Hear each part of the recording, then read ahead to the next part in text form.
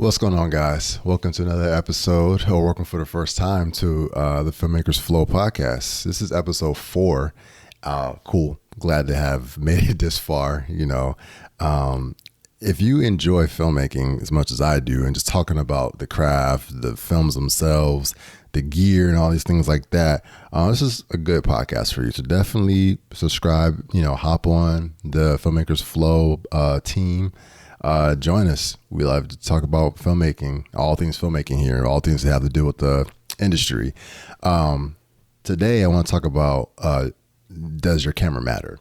That's like the title I'm giving this. And I want to go through some reasons or some things that you should probably look at, or like benchmarks, or like reasons to upgrade, or like things you should look at when upgrading a camera, things that should basically determine what camera you should get if you're looking to upgrade. Now, this is assuming that you are actually in a position where you need to upgrade, because I want to talk about some things and give some reasons why I don't think you should upgrade your camera if you don't need to, and basically give some ways for you to know where you are. I do think that there is probably this overemphasis on camera specs and what type of camera manufacturers. And there's so many things that go into deciding a camera. But there's so many things that should not matter that I think gets a lot of emphasis. And it's probably really because of the types of videos that we see on YouTube a lot. But basically, I just want to kind of help give a mindset shift to some people, because I don't really think this is a problem at the highest levels of the industry, like Hollywood level.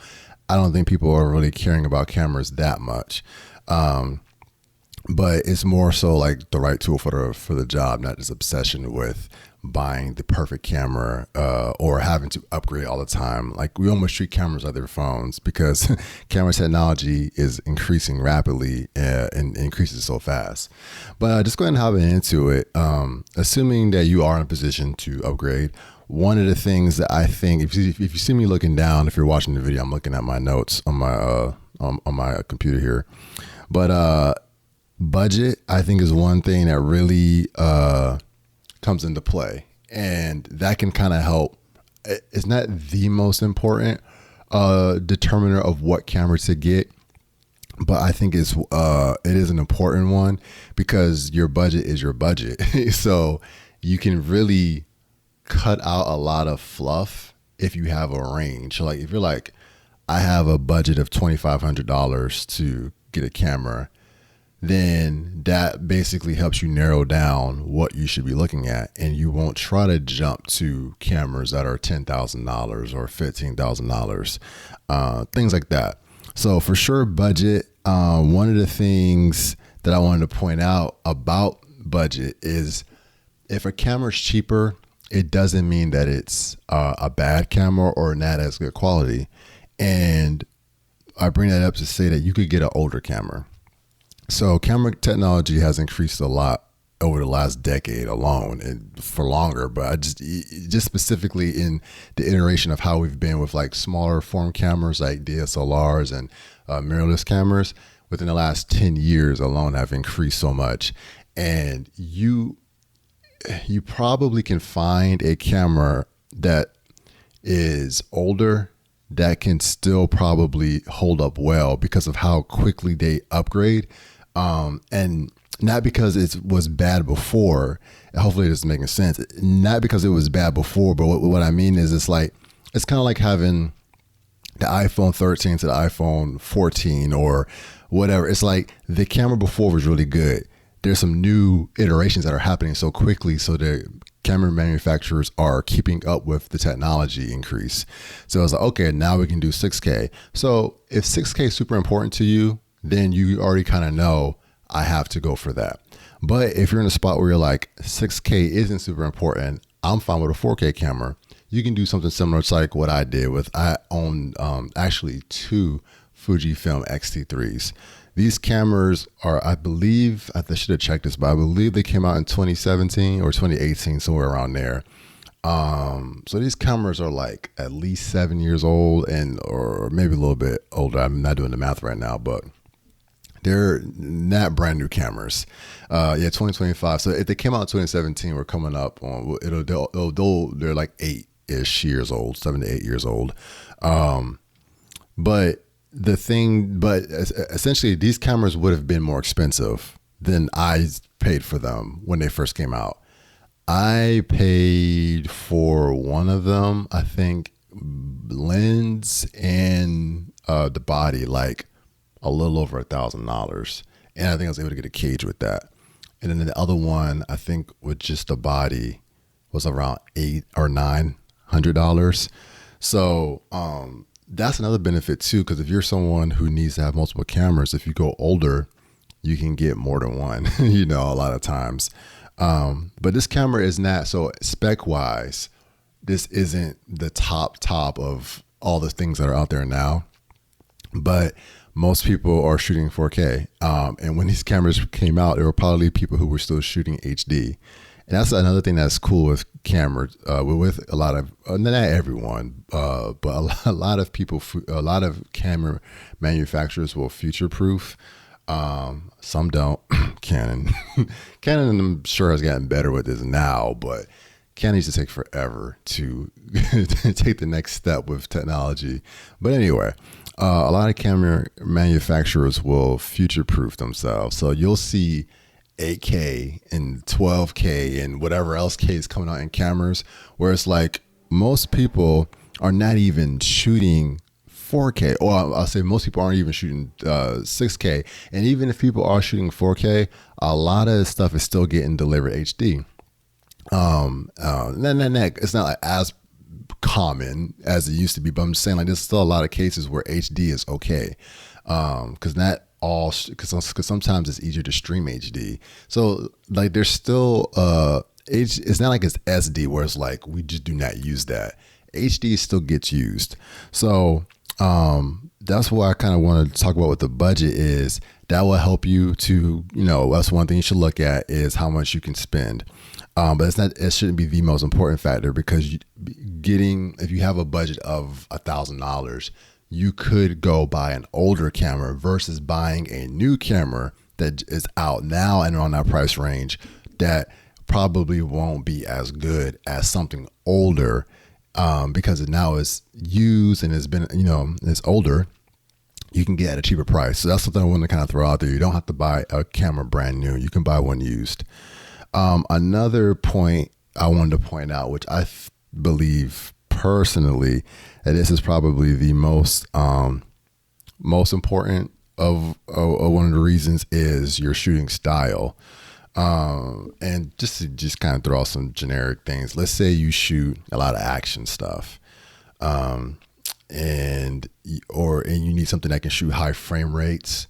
Let's just throw that out there. So that could also affect the camera, because if you're like, I need to have 120 frames plus, like a lot of like high frame rate stuff, that would affect the type of camera you buy, because not all cameras have super high frame rates.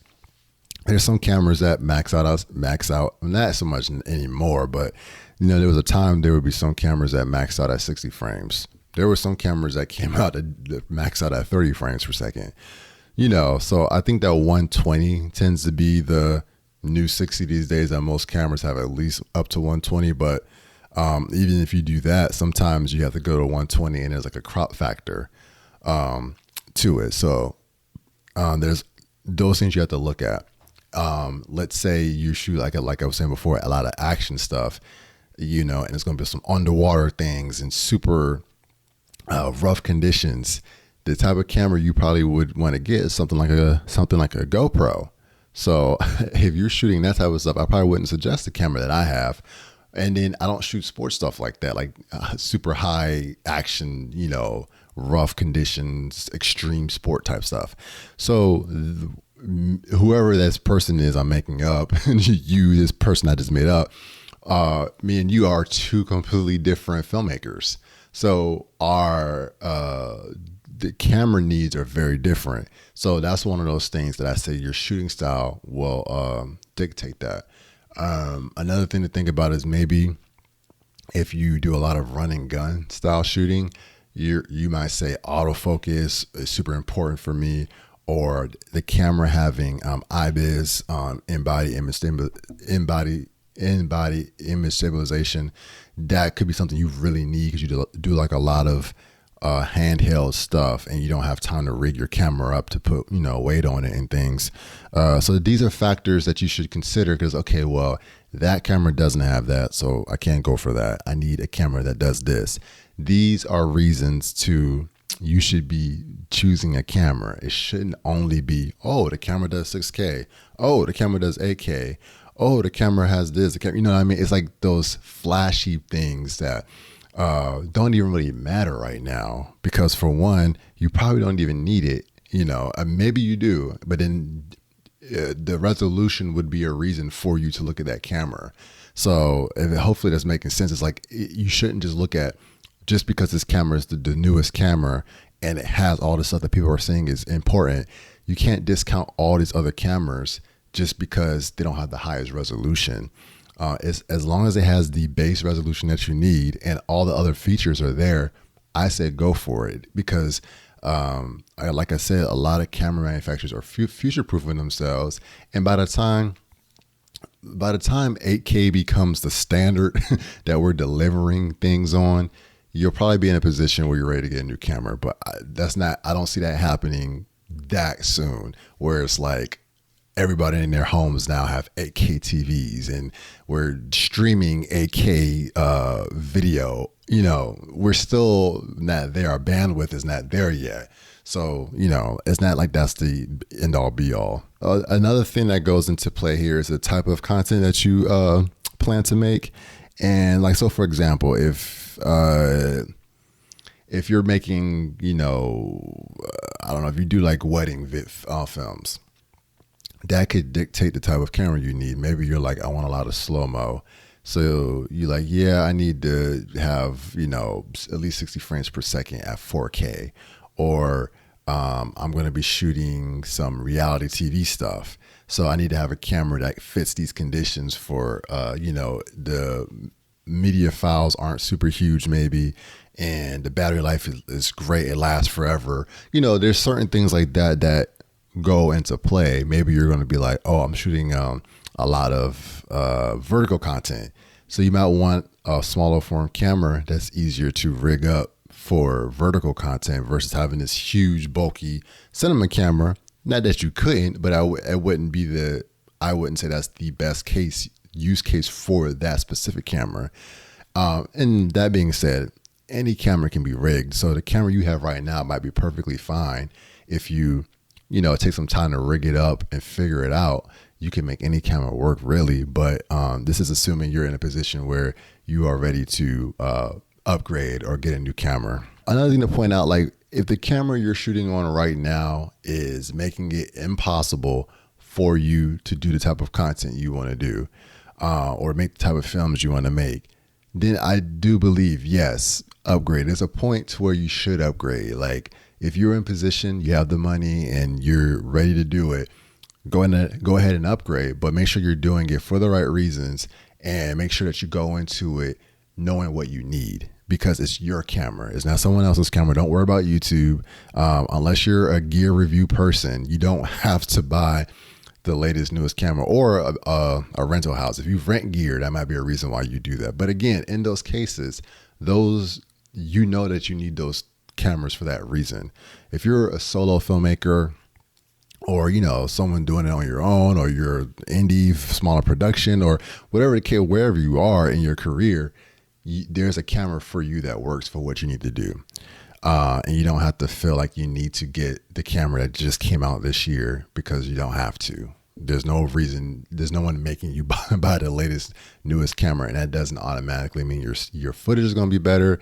You could buy the camera that came out in 2025, and then you could take the camera I bought that came out in 2017, and I probably have spent less than you did, and I could probably get more accessories and other things that are just as vitally important, if not more important, than the camera itself.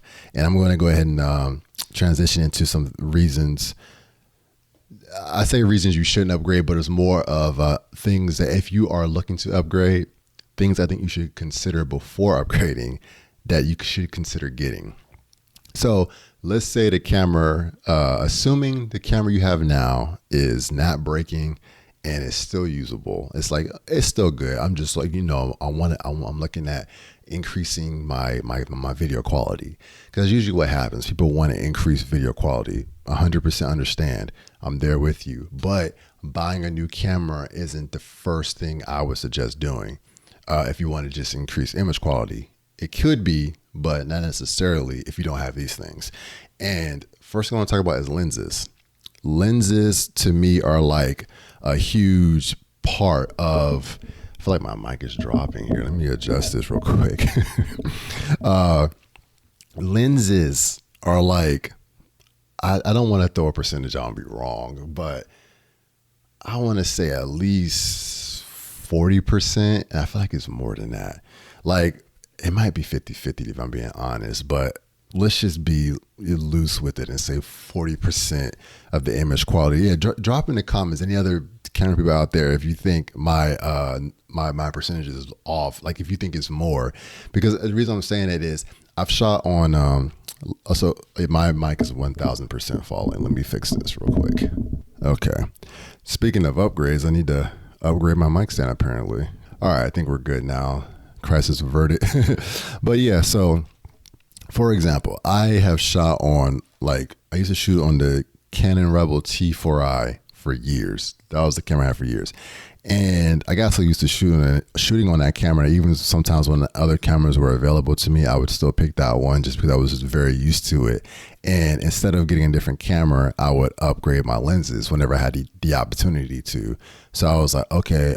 So for example, when I was in film school, a lot of times, depending on how quickly we needed to shoot something, I'm like, all right, well, instead of renting this other like red camera that's going to take us forever to rig up and set up and do all this stuff, since we got to shoot so quickly, and I know I still can get a good image with this camera, let me get the higher quality lenses that I don't have, because I always had like the kit lenses. So we would go get like they had like Rokinon primes in there, or like some other like higher end EF mount lenses that were like, maybe even like the Canon brand ones, but it'd be like the ones like the higher end ones, or they may have had some other cinema glass in there. So that was always my first thing, was to go get the better lenses, because I understood that the entirety of the image was not exclusively made up by the camera itself, but that the glass you're shooting on was a huge part of that as well. It's kind of like having you have glasses and you have like dirty lenses. As great as the glasses are, if they're dirty, that's going to affect your vision. But you clean them, and then now it's like so much more clear. Not a perfect example, I know, but that's just kind of like along the lines of where I'm. Hopefully, you can kind of get where I'm trying to go with that. But yeah, so it's like, it can really affect it, because like if you have, then another part of that is, if you have their faster lenses, you might be able to, get your aperture opened up more. So now you don't have to crank your ISO and your camera up as high. So now you can get a cleaner image out of your camera. So, those are some things that play. So that's for sure one thing that I would get. So basically I would get some good lenses, because I remember this saying, I've heard this saying a lot before. It's one of those where it's like, it said date your camera body, but marry your lenses, because there's so many different types of adapters. And, not saying that maybe that's not the most ideal thing. I get why you would want to have native glass and native to your camera sensor, to your camera mount. But you can definitely, assuming you have one that's not like super crazy, you can a lot of times get an adapter that will fit pretty much any camera for the most part. So those lenses could be good lenses. Like I have a Sigma EF lens. It's the 18-35 art lens. Everyone has it, but it's an EF mount one. But I bought an adapter to make it fit on my Fuji, and I've never had any issues with it. It works fine. It looks great. So that's an example of this lens will stay with me forever. Even if I get another camera, I'm just going to buy another mount to make this lens work on whatever body I get. One thing I wanted to mention about the lenses is that good lenses can be pricey. So it's definitely an investment, and it's really like buying another camera in some cases. So yeah, if you have the money to spend on camera, I would suggest allocating those funds to a good lens. That'd be my suggestion on that. Another thing is lights. So this might be more important than the lenses. It's hard to say which one is more important. The lights are very important too, but lighting, buying lights is also very important. Lighting really can shape an image. You could have a great camera, but subpar lighting and the image won't look good. Lighting really elevates, like between lenses and lighting, those two things have such a huge impact on what your camera is capable of, and how good it can actually look. And another thing about lights is you don't necessarily have to spend as much money as you would have in the past, because with LED lights, the technology has improved a lot and the cost has come down. Now, if you have the money to spend on good ones, I would say go ahead and go for it. But I wouldn't stress so much about having a whole lot of lights. I would make sure to just have lights that are good for what you need to do for the type of shooting that you're doing. If you're doing like, interviews or like you're shooting outside, but you want to have a light powerful enough to, amplify what you're doing, or you're doing interior stuff. These are kind of factors you have to look at in determining what type of lens you want, what type of light you want to buy. And that will affect the brightness, the luminosity of your light. That's usually where you see your price increase. And there's other functions as well. I'm being very general about this. You can get an LED light that's bicolor. So there's so many different functions. And I'm saying LED because I feel like that's a lot of where we're going. You 100% can buy, older lights as well, and probably get more light output for a lesser price, depending on the type of light. Again, very general. It just really depends on what you're getting. But I think a lot of people today are probably using LED lights, and that's probably, especially for someone who's like newer into it, that's probably where I would suggest you can get some good lights without having to spend a whole lot, or I'll say decent budget lights without having to spend a whole lot of money. There's so many different brands and manufacturers out there that I think it has become very competitive pricing wise. Like the light that I'm using to shoot this is a Colbert CL60, and I think you can get that on Amazon now. I think I spent like $150, but I think you can probably get it for like less than that now, depending on what sales or whatever might be going on. But yeah, I use this light for a lot of things, this type of situation, and I bought a softbox to go with it. So, it's more of a durability thing. And if you're going to be someone who's like shooting out a lot, you want to make sure you get something that's durable enough to handle a lot of transportation. But that also can kind of come into play. This is not about lighting, so I'm not trying to go into the types of lights you should be getting, but just things to consider. One other thing I want to point out is I don't think it's necessary to try to buy the most expensive lights, or like get like the top tier necessarily, depending on what you're doing, if you don't plan on being a DP or like a gaffer. If you are going the DP route or gaffer route, then 100% go for it. But that's one of those things where it's like there's specialties for people. When people are specializing in something, like a sound person would get the top mics and the top sound mixers because that's their profession, that's what they do, and they have the money. All their money is channeling to that one thing. This is like for people who are like scrappy indie, one man, one woman band, and you're just getting things to help you achieve, your low budget filmmaking things that you're doing. So I just want you to see what's possible. So yeah, that's what I'm not really saying that I think you have to spend this crazy amount on the lights. I would just say get some decent lights if you can. That's something that I would suggest doing, and getting things that help you modify your light so you can shape it and control it. Outside of lenses and outside of lighting, something I would suggest, the next thing I would suggest to get before buying a new camera, if you don't have to, would be a piece of gear that's going to help you achieve your shooting style in a better way. So what I mean by that is, let's say you do a lot of handheld stuff, but you're not wanting it to be handheld. Maybe you're doing handheld because you have to do it, but what you really want is smooth mobile footage. Like you want it to be like, moving around handheld, but what you really want is smooth footage.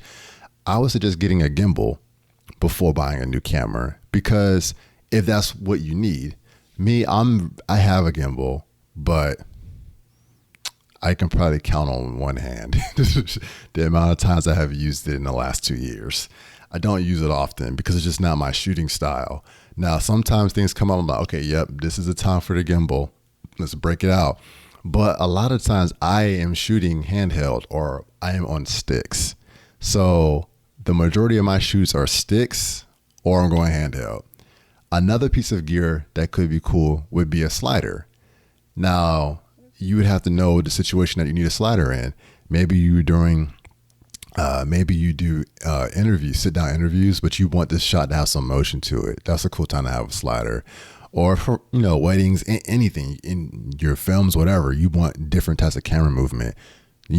That's something that can elevate your films without having to buy a brand new camera. You can use the camera you have now, put it on a slider, and now you've just unlocked a whole another element of visual storytelling to help enhance your story that people will notice a lot more than, oh, that camera looks so amazing. I can't tell you how many times people would say, oh, this looks so great. And it might be something that I shot on, like I said, like that old T4i Rebel, but I had good lenses and I had good lighting and we did cool camera movement. Those things to me matter so much more than having the latest and greatest camera. So yeah, some other examples of this would be maybe like a light meter. Maybe you feel like I need to really nail my exposure and I'm struggling right now. And maybe your camera doesn't have ways to monitor. Most cameras do, but maybe your camera doesn't have a way to monitor light. So you want to buy a light meter, or maybe you want to buy a monitor because you want to be. I was looking up at my monitor, so I looked up. Maybe you're saying I'm struggling to see my little screen here, and a bigger monitor would make it easier for you to do composition and framing. A perfect reason to get something like that helps. It just increases your camera, and now actually it makes your camera more attractive. It makes your camera more fun to use, and you're like, oh, you know what, I'm looking forward to using this camera. I didn't have to buy a new one, I just had to improve on this one. Maybe you get a cage because now you can start to rig it out and you can add a top handle to it. Now you got or you can start putting other pieces of equipment. Now you can put like a follow focus because you got some rails, whatever the case may be. Another thing could be a microphone. You want to have good sounding audio to go along with the cool images you're creating. So get yourself a good microphone, So these are just some things that are like, I just want to kind of help us reshape the way we think about things. Don't get caught up in the gear rush. And the new cameras are coming out basically every year at this point. Like I said, it's almost like getting a new phone. But stick to that mindset of, if the camera works and it's not holding you back to do what you need to do, but you still are looking for ways to elevate your images, look at the other things you have. Is all your other gear where it needs to be? Like, do you have a good tripod? Do you have good lights? Do you have good lenses? Because if you have all those things and you're still wanting that extra, then you can say, yeah, I'm in a position to where it's time for a new camera, especially if it's like not allowing you to do some things you want to do creatively. But especially when you're in the beginning level, I think it's so much more important to invest in some of the other things because you'll see that help elevate your image so much. But yeah. Hopefully this helps. Hopefully this, it was a good mindset shift. So the question of the week for this week is, what camera do you currently use? And what camera are you looking to upgrade to or want to upgrade to, and why? So for me, I use the Fujifilm X-T3, like I said, And a camera, I'm not looking to upgrade right now, honestly, but a camera that I have been having my eyes on is, which I think everyone is actually the Blackmagic Pixis. I think it's the 18K one. I think it's 18K that they just came out with. I've been looking at all types of camera. I've been looking at the Sony FX6, FX3. The FX2 just came out. There's a Fujifilm X-H2S. It's older now, but there's a lot of cameras. I'm a camera person. I like looking at cameras. I love looking at them. I can see myself being a collector of cameras one day, but I'm realizing, I just went through this little, little high where I was like, oh, look at all these different cameras and just seriously wanting to buy a new one. And then I had to remind myself of, is there anything wrong with this image? No. Have I maxed out this camera? I have not. There's nothing optically wrong with my camera. And there's nothing within the functions or capabilities of this camera that make me need a new one. It's honestly, a lot of times I just want a bigger camera because I just like the cinema rigs and it would just be easier to shoot sometimes, but I'm not shooting all the time. I'm primarily an editor these days. And when I do shoot, it's not like I can't shoot on what I have, and I could definitely rig this camera out a lot more than I have it rigged out currently. So that's just for me also listening to what I'm saying. I have these same thoughts. I have to go through these same things, but I think it's just important to recognize where you are and not put pressure on yourself unnecessarily, and to look at the rest of your repertoire or the rest of your tool bag. Don't get so focused on your camera because you're going to neglect all the other aspects of filmmaking that go into it that could help you, especially as an indie filmmaker, when you have to bring a lot of the gear yourself and you can't rely on other people to bring stuff because maybe they don't have all the gear. So it's up to you as an indie filmmaker to have the gear to achieve your vision. I definitely think it's smart to build out the rest of your filmmaker's tool bag, your tool set, But that's it for this episode. Thank you so much for joining me here on the Filmmaker's Flow. And don't forget, get out there and shoot something. No excuses.